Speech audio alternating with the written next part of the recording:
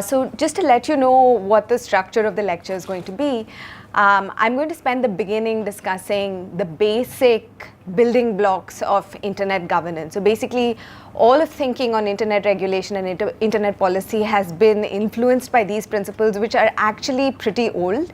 But it's amazing how they continue to apply to issues as contemporary as algorithms and artificial intelligence, like right up to now.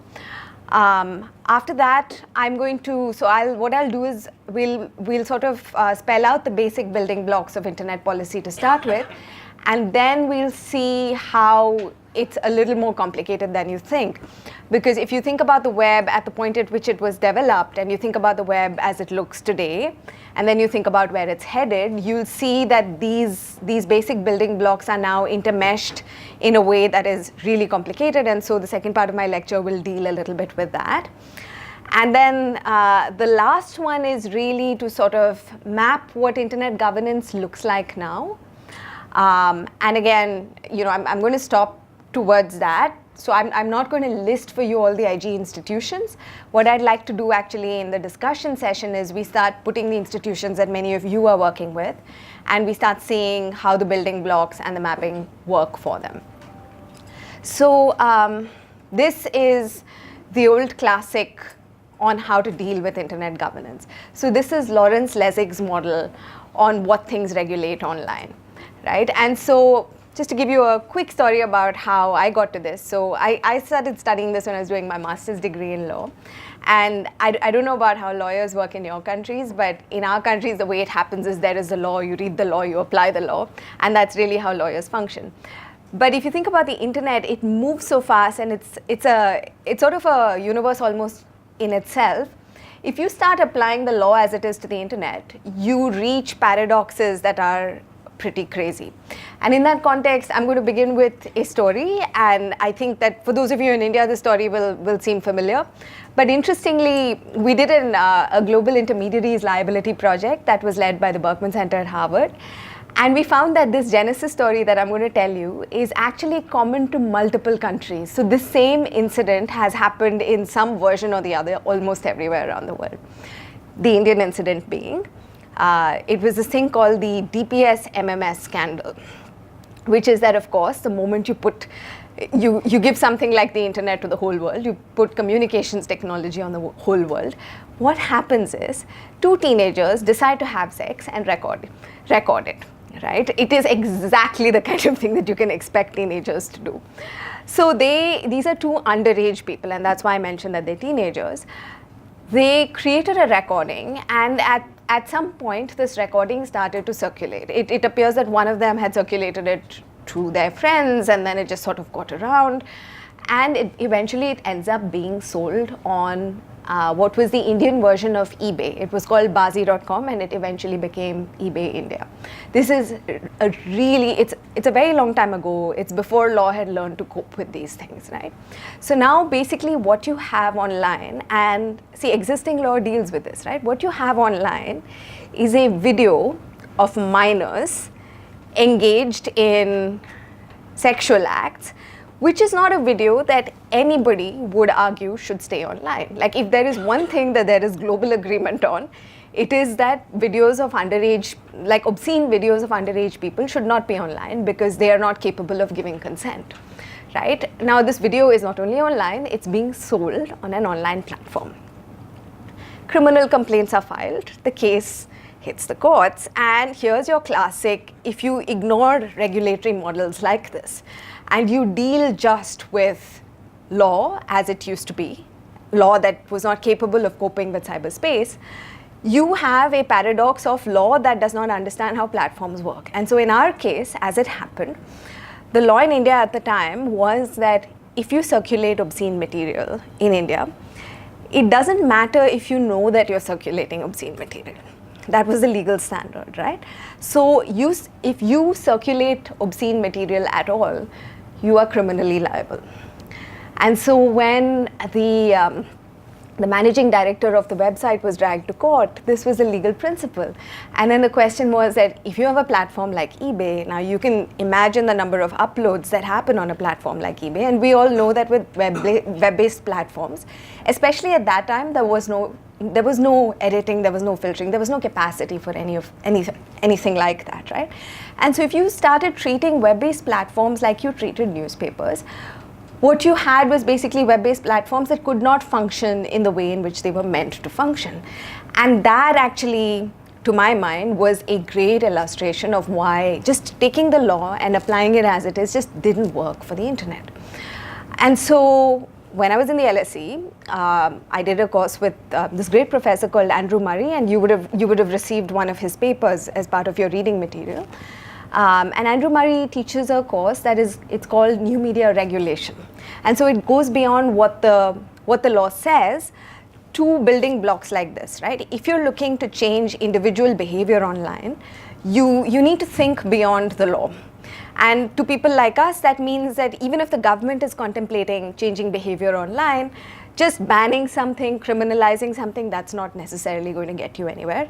You need to think about what it is that influences behavior online. And that's where Lessig's 4 factors, they come in handy. And so if you look right at the center over there, you'll see the pathetic dot, right? The pathetic dot is basically the individual. And this shows the 4 factors that influence the individual's behavior online. One is clearly law, and so let's just go forward to that. And so the law regulates the individual's behavior in particular ways. I just gave you an example of one potential way.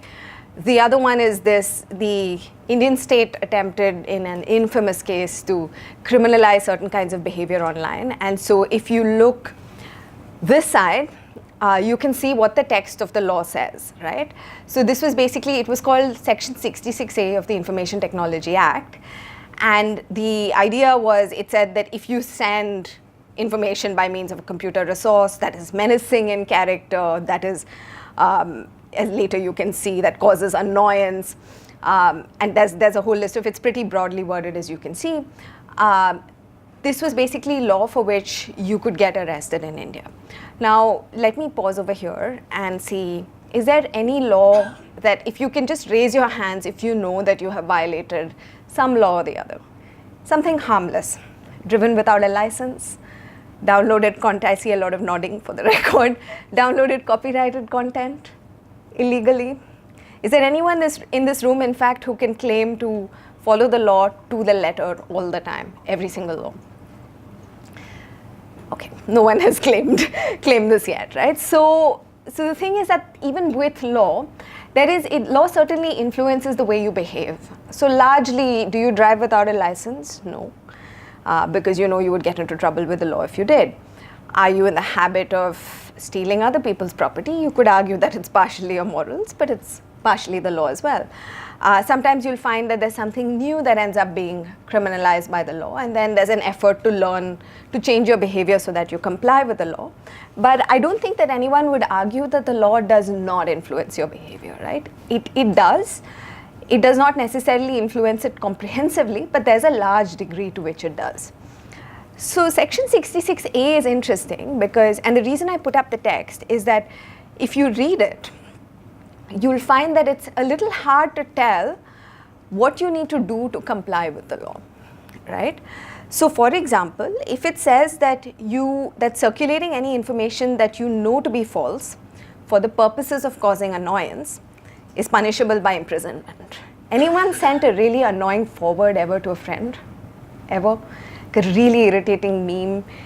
You run into something that basically, you know, when you're clicking through it, it's really annoying, and then you say, well, let me put my friends through this.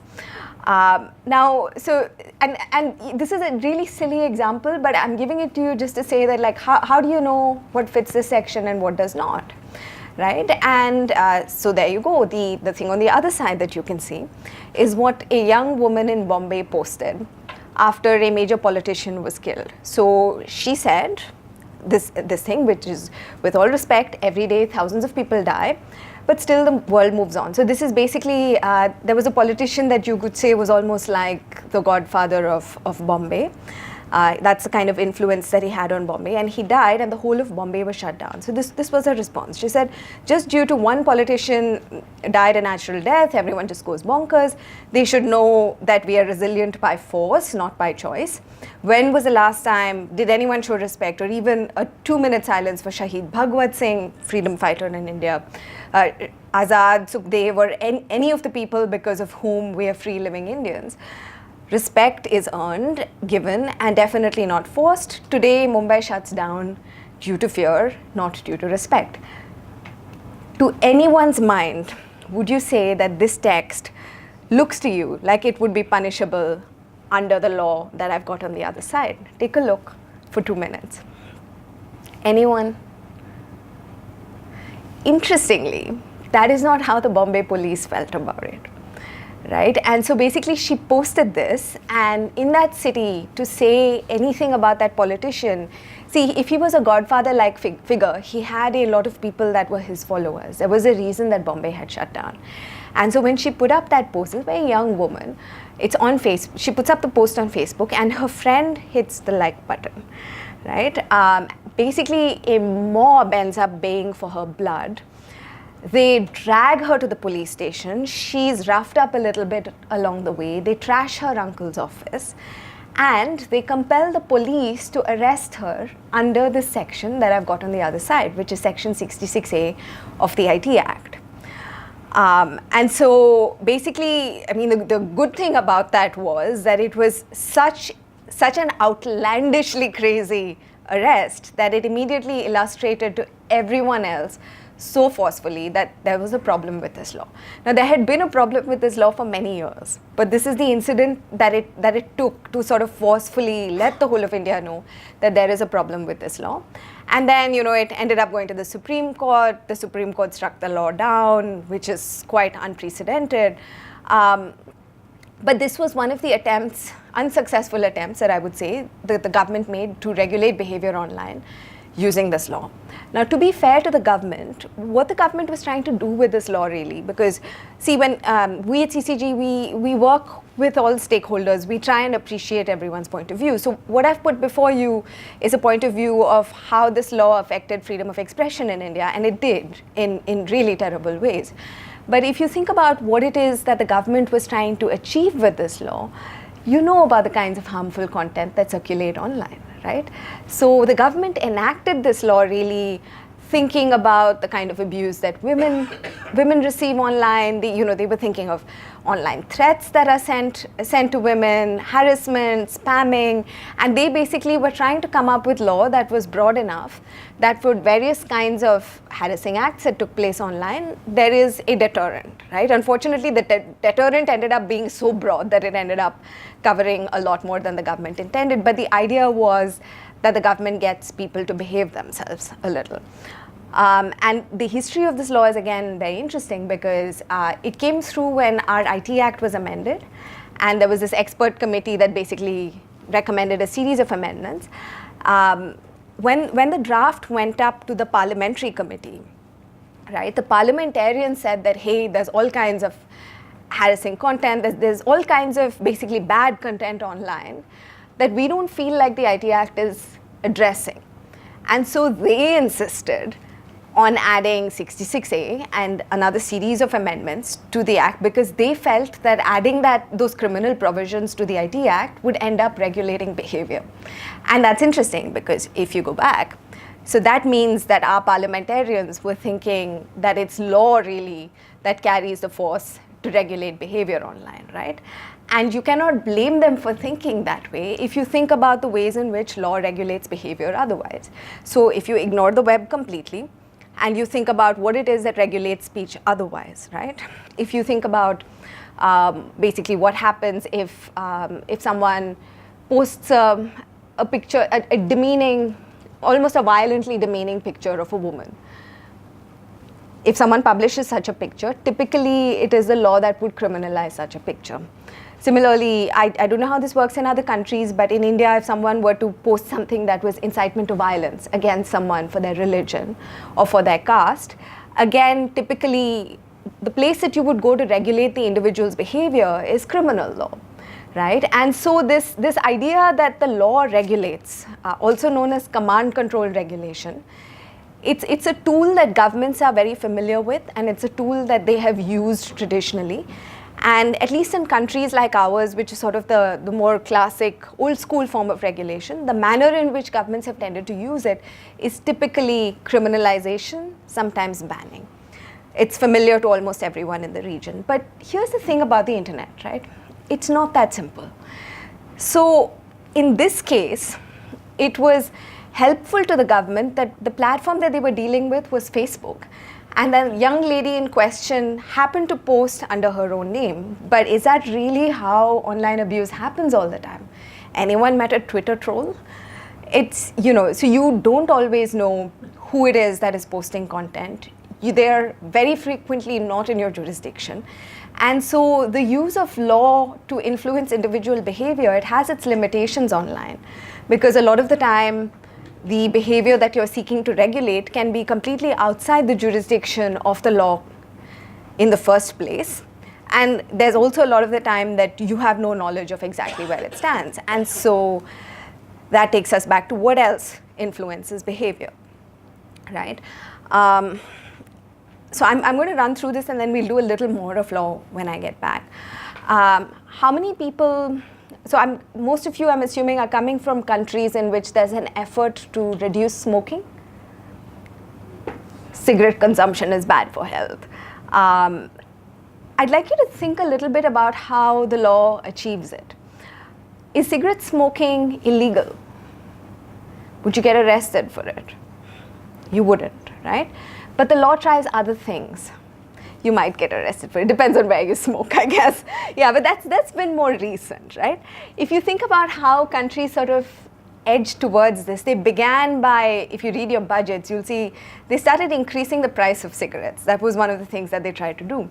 And that's interesting because they use markets to try and to increase the cost of the activity that they find undesirable. So that if it's difficult enough and it puts you to enough trouble or it's expensive enough, you will not engage in it, right? And so markets are used in different ways to regulate behavior. Sometimes you'll find that the law regulates markets directly, right? And again, like that's to prevent circulation or to cut down a particular kind of behavior, which they're not directly going after using the law, but they're using the economics to do it. You'll see it at the global level as well, the carbon credit system to reduce pollution. And so you'll see that policy creatively leverages markets a lot of the time to change behavior. And again, I would say let's put a pin in this and get back, because the interesting thing about the internet is that the markets have changed, right? Since Leslie came up with the building blocks. But I want to get through the other building blocks first. So the other one, which is interesting, is there's a lot of things that you do that are, like, for example, you use cutlery while eating. You say, excuse me to people when you're sort of passing by them. A lot of the time you hold the door open for people behind you, right? And these are things that you do not because there's a law asking you to do it. You do it because it's expected of you. It's a social norm, right? Even the way you dress. I'm sure that this morning, did anyone receive a circular on please come dressed appropriately to the class? I don't think so. But you probably thought about what is generally reasonably appropriate to wear in a setting like this, and then you wore it, right? And so social norms end up influencing your behavior quite a lot. Depending on which setting you're in and what social norm applies there, you'll find that you're modifying your behavior slightly and behaving accordingly. Yesterday I was chatting with one of you and we were discussing the way we are in different countries, right? And so that's interesting too, because you go to a different jurisdiction with different social norms, and the way in which you'll behave there will usually be according to their social norms. And then you'll come back to your country, which has different social norms, and you'll comply with that also. And it's not because you're going to get arrested, and it's not because there's a tax on wearing clothes that look different. It's basically because it is expected of you, and that influences your behavior in sort of a more soft regulation kind of way. We all know rebels that will violate the social norms, but largely, if you look at a group of people, there's largely a degree of compliance with social norms.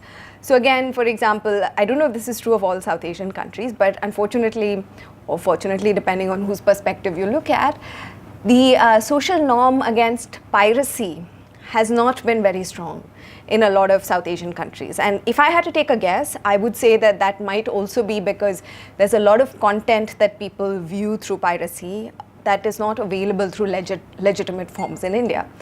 And so if you look at a lot of the material on copyright, you'll see that there are videos and other kinds of material that they've created, which attempts to embed the idea that violation of copyright is like stealing, right? And that's an effort to kind of build a social norm that persuades people, that makes people feel guilty when they're downloading copyrighted content.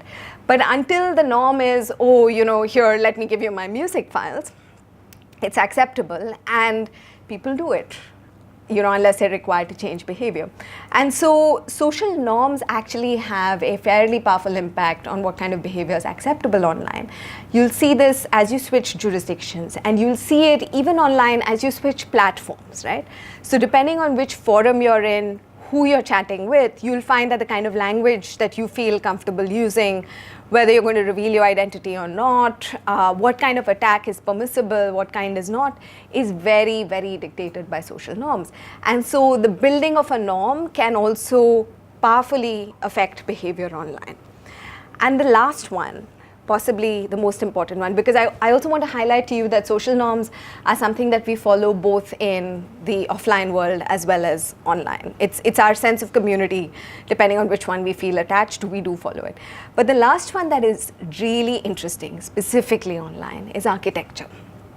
So architecture is basically you design, you physically design a system in a way in which it encourages people to behave in a certain manner. Since I teach in a law school, I'm going to give you a simple example of how Indian law schools tend to do this, stating that I do not approve. So basically a lot of the law schools in India, they're co-educational, but parents are paying for their children's education. Most students come in when they're about 17 or 18. And so what happens is, it's interestingly a conflation between Indian social norms and markets. Which is that the parents expect that the children will be sort of segregated from each other, the girls and the boys. And as you know, they sort of want assurance that their children will be safe and focused on their studies. And at least in India, in the sort of more conservative system, one of the ways in which you have to do that is you keep the boys and the girls apart, right? And so if you look at a lot of Indian undergrad institutions, you'll see that a lot of them have residential halls on campus for the girls and boys, into which they have to go. So the rule is usually that you go inside at, say, about 9, and then the door is shut, and there's a guard inside, right?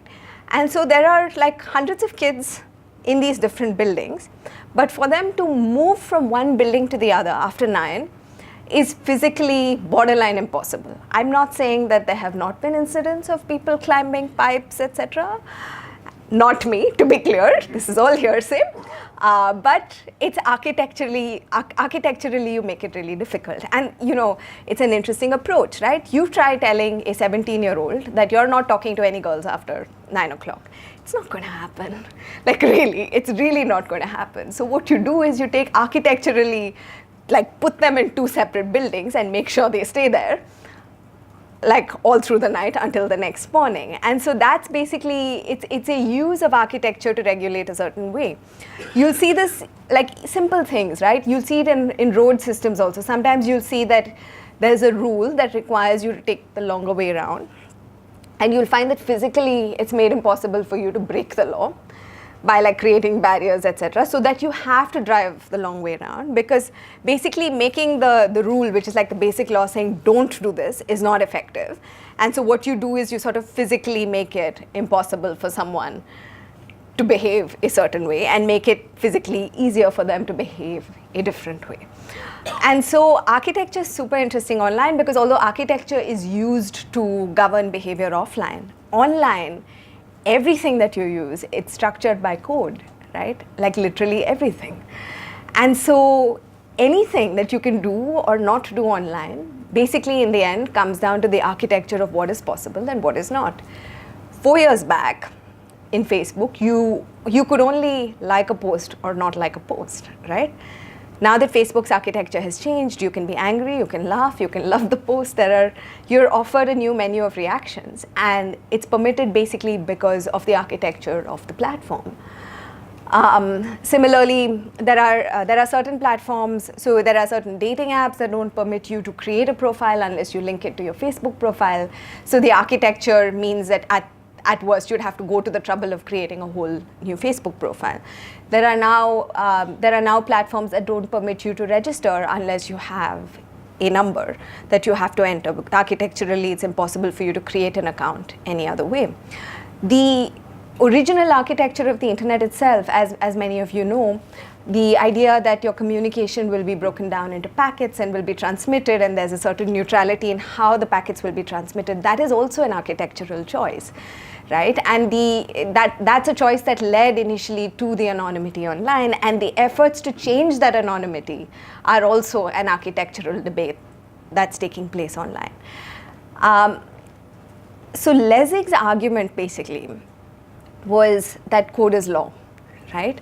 That online, basically in the end, everything comes down to architecture and to what you are permitted and not permitted to do online. So this is something that I will come back to as I progress through the presentation. And so here you go. When law is used to block content online, the 404 error surfaces, right? Now, the combination of how is it that something ends up being blocked online is where, sorry. Yeah, this is the Onion's post on how this is done. And sorry, I wanted to put this up as well to show you the different kinds of messages that can be displayed when you're blocked online. And this was my point when I come to it, which is that, so now if you want to block content online, right, you could issue, law could say that, hey, it's illegal for you to view content that we deem as seditious or obscene or pornographic or illegal in other ways, right? But would that stop anyone from doing it? Unlikely, because as we discussed this, the question of whether you follow law or not, a lot of the time depends on who's looking over your shoulder, how far you've internalized whether you should follow it or not. And so the simple thing that governments have learned to do eventually is basically use law to regulate architecture to make sure that the architecture doesn't permit you to view content online. And this is what you get when that happens, right? So supposing the government of India, it's not clear to me what it is specifically that's blocked here, but let me give you an example of something that has been infuriating people for, like, I would say over the last year, right? It's a controversial example. So this guy called Burhan Wani, terrorist according to the Indian state, freedom fighter according to some Kashmiris, was basically, he was killed in Kashmir last year. Now, Facebook has a commitment to taking down extremist content, and arguably anything that was a call for violence in Kashmir, Facebook may have been justified in taking down. But what ended up happening is that Facebook ended up disabling a lot of pages to do with Burhan Wani, even pages that just questioned simple things like army violence in Kashmir, or a page that said that there are a lot of Kashmiris that are mourning the killing of Burhan Wani. Now that's interesting because what you'll get usually on Facebook is these messages, right? You'll be told that you're not being permitted to access content online. But where it may come from is either the direct force of the law or the persuasive force of the law. This is again an error message that you will see when the direct force of the law is often used to disable content online. Depending on your age, you may have different memories of this happening. Like mine was when I was in school. I remember that I used to read the Pakistani newspaper Dawn regularly. It had great op-eds, and it was always nice to see how people across the border are looking at things, right? And then one day I go and I'm like, okay, let's see what Dawn has to say, and oops, Dawn is blocked. Because the Indian state had suddenly, there was some Indo-Pakistan skirmish, and the Indian state sent a message to all the ISPs and the TSPs, the internet service providers, saying, we want Dawn blocked, right? And so this brings me to Okay, I don't have a slide for this, but let me explain it. And at this stage, actually, if you want to ask a question, please stop and ask me. This brings me to how the law uses code to regulate, right? This is basically, it uses gatekeeper theory to understand this. So there's a lot of the time when law finds that regulating the people that are engaging in the illegal conduct is not enough. So you could tell underage people that, hey, don't drink. Right? Anyone tried telling a kid below 18, hey, don't drink? Doesn't work. And what you're going to do, are you going to go and arrest all the kids below 18? No, right? And so what does law do? Law regulates the gatekeeper. Law asks itself, where is it that these kids are getting their alcohol from? And then you go to all the people that are selling the alcohol, which is basically the gatekeeper, and you say that you will not sell the alcohol to anyone that is below 18. Right? So that is basically regulation of the gatekeeper, and that is what law uses online when it's regulating architecture. And so now you are confronted by the law, assuming that you're a regulator, and let's go back to the first example, right? There is a video of 2 underage minors that nobody thinks that anyone should be watching for multiple reasons. What does the law do to ensure that nobody watches the video? Does the law say that, hey, it's illegal to watch a video of basically sexualized content featuring minors? By the way, it does in India. That is illegal. But is that going to actually stop people from doing it? No, it's probably not going to change behavior because it's really difficult to track who is watching these videos and who is not. And so then what law does is it goes after the architecture, right?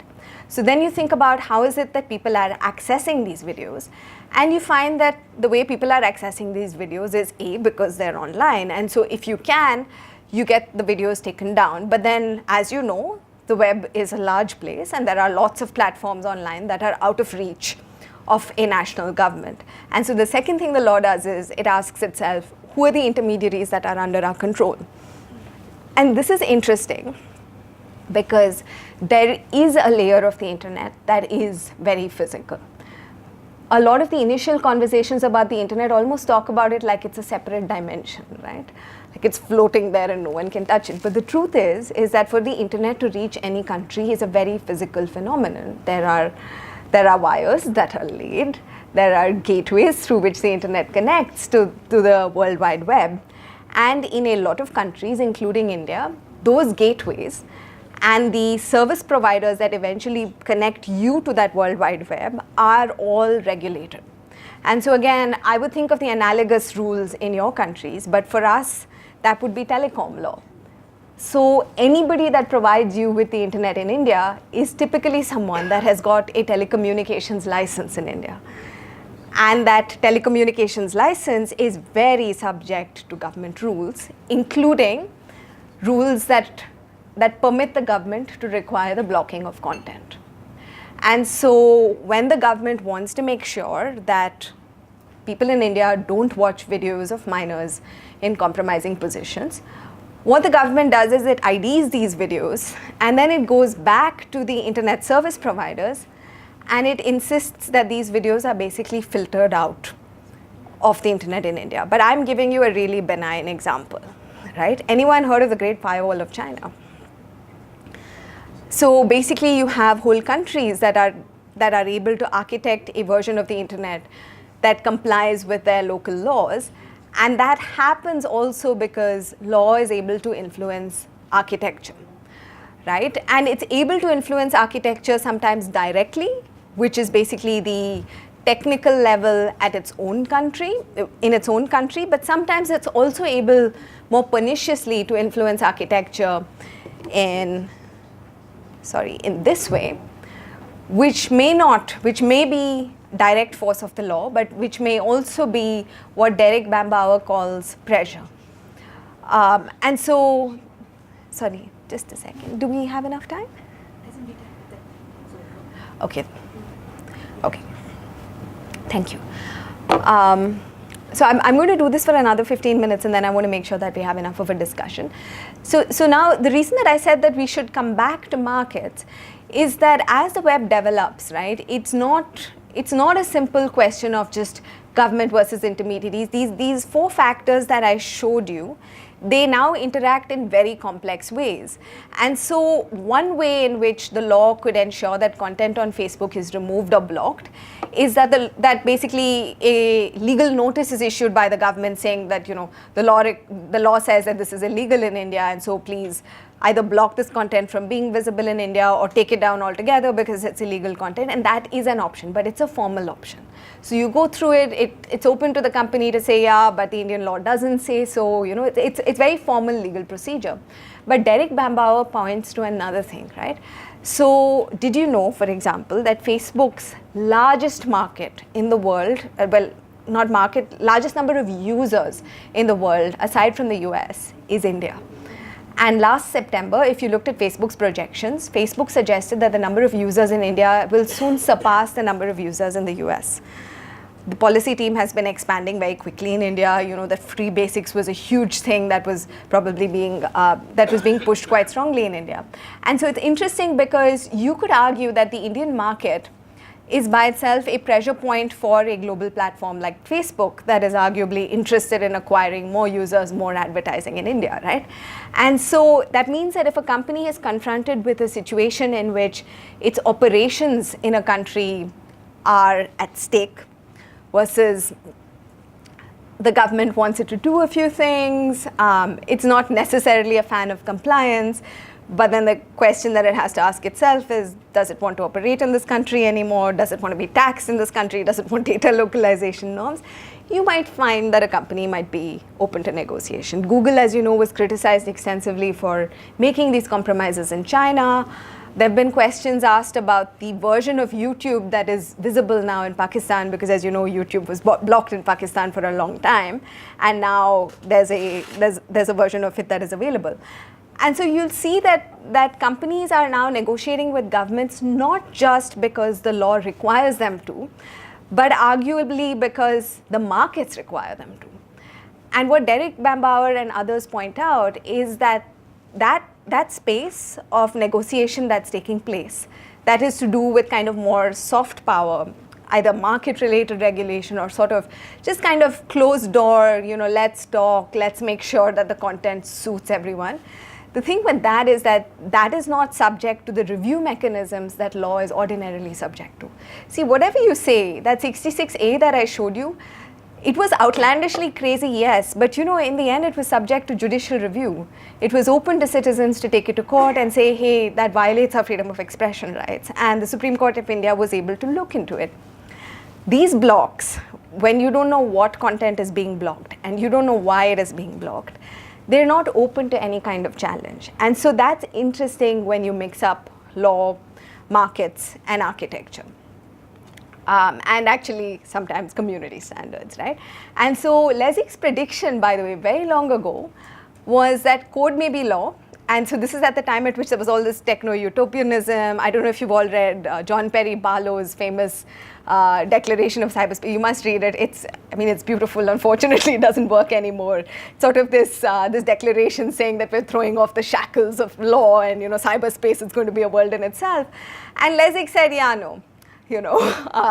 Basically, this is what is going to happen.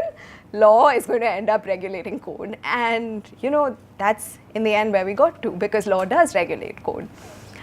But my professor, I don't want to take credit for this, because at the point at which I was studying Lesig and having these conversations in the LSE, Andrew Murray had this interesting criticism, which began with, I am not a pathetic dot, right? Because if you look at this picture, I don't know if Lesig intended it this way, but this picture suggests that the pathetic dot is some sort of passive creature sitting there and being influenced by all these huge factors. But Murray said that actually you take those factors, but then you have to picture them kind of like this. So you use actor network theory, and you think about the factors in a way in which, yes, as the individual does have his or her behavior affected online, but the individual is also an actor in many ways, depending on the individual. So the individual participates in the creation of social norms, right? If you've been, I don't know if anyone's been following all the rah-rah feminist movements online. I have to confess that I'm one of the guilty parties. So one of the things that all the women online have discovered is that if people are only constructing panels full of men, one thing that's very effective is you take a photo and you basically post it, hashtag all male panels, right? And so you slowly change the social norm. We're all part of democracies. We create influence. So many people were a part of the net neutrality movement in India, the Save the Internet movement. That is all of us pushing for social change, eventually using the law, but the fact that citizens came together, it made a difference. Some of us, sadly not me, but maybe some of you might be shareholders of the major companies that control the markets, and that would mean that you have some influence in those regards. Some of you work for the government, which means that you have some influence over how the law is constructed and how the law is implemented. But you are still also the pathetic dot, right? And so Andrew Murray was saying that these factors, they influence behavior online, but you have to not just think of them sort of individually, but about the ways in which they interact with each other, the roles that individuals play. And so you create an online map and you see what the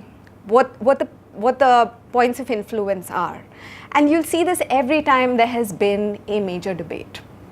So internet shutdowns is law. I'm going back to the messy table. Now, if you look at it, you will probably see something in this table. This is Diplo's table of how internet governance works, and I feel like it's a beautiful picture of how complicated and how messy it is, right? Now, if you look at this table, you will see institutions in here that you have probably dealt with and that you have studied.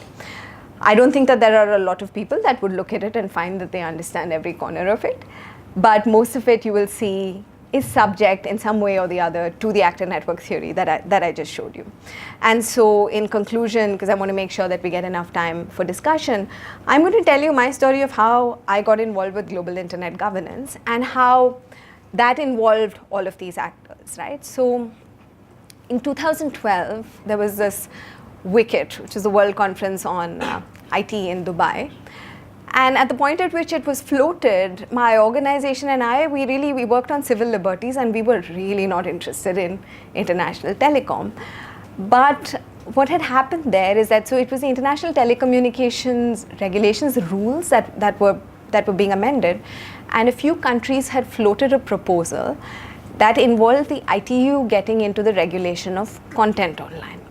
And just to let you know, I don't know, are you guys aware of the layers in the layer theory of the internet?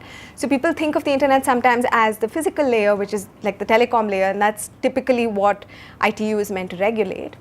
And then there's the operations layer, the logic layer, and the content layer, right? Now the content layer has traditionally been outside of the purview of the ITU and of telecom law, whereas the physical layer, it's classically ITU. So basically the proposal that was floated involved the ITU getting into the content layer.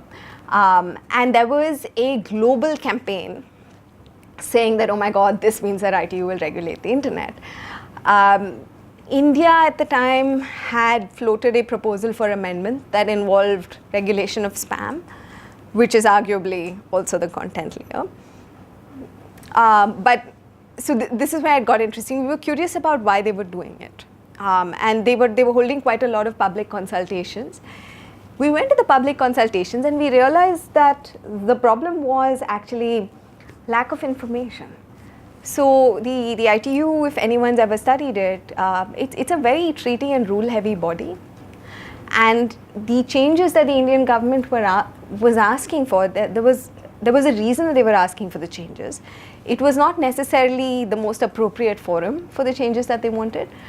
And it was definitely not the most appropriate way to ask, because the question that what they were asking for was actually, you couldn't get that. The amendment that they wanted, you needed to amend the ITU constitution, not the ITRs, right? And so it's interesting because if you want to intervene in this space, you need an understanding, I would say a fairly detailed understanding of some corner of how this works.